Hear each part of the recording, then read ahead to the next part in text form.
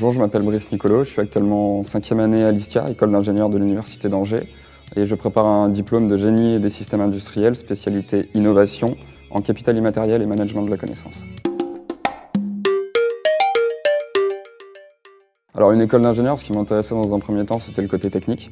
Donc un ingénieur est très technique dans son domaine. Ensuite, j'ai choisi l'ISTIA plus par rapport à la spécialisation innovation. Donc l'innovation est quelque chose qui m'intéresse, quelque chose de nécessaire pour l'avenir.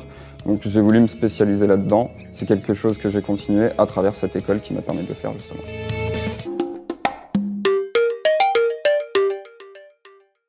Alors dans un premier temps, dans un an, j'aimerais intégrer un cabinet de conseil en innovation et plus particulièrement en stratégie d'innovation pour aider les grands groupes à se développer.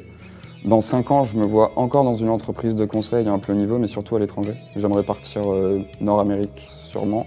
l'ISTIA nous donne l'opportunité de partir à l'étranger, donc je pense que sur l'ouverture internationale, c'est quelque chose à travailler. Et dans 10 ans, je pense que je serai revenu en France pour justement ouvrir mon propre cabinet de conseil en stratégie d'innovation avec l'expérience que j'aurais pu engranger à travers mes expériences d'avant.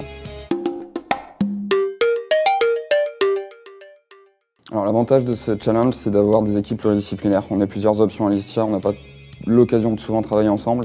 Du coup, le projet du Challenge Board nous amène l'opportunité de travailler tous ensemble. On sera amené à travailler dans le milieu professionnel avec différentes équipes, avec des personnes qui ne sont pas toujours de notre domaine d'activité. Donc c'est une première expérience qui est intéressante pour nous.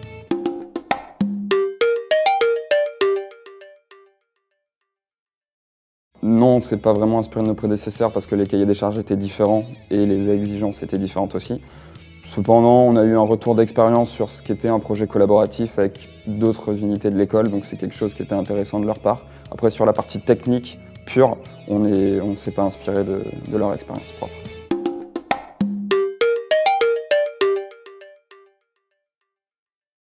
C'est pas moi qui me suis occupé de la programmation dans mon équipe. Par contre, la personne qui s'occupait de la programmation n'a pas eu forcément de problème. C'est quelque chose de simple et d'intuitif à utiliser, donc la programmation skate s'est très bien passée. On sort du cabane pour mettre de grosses tatanes d'Abbas Cabane.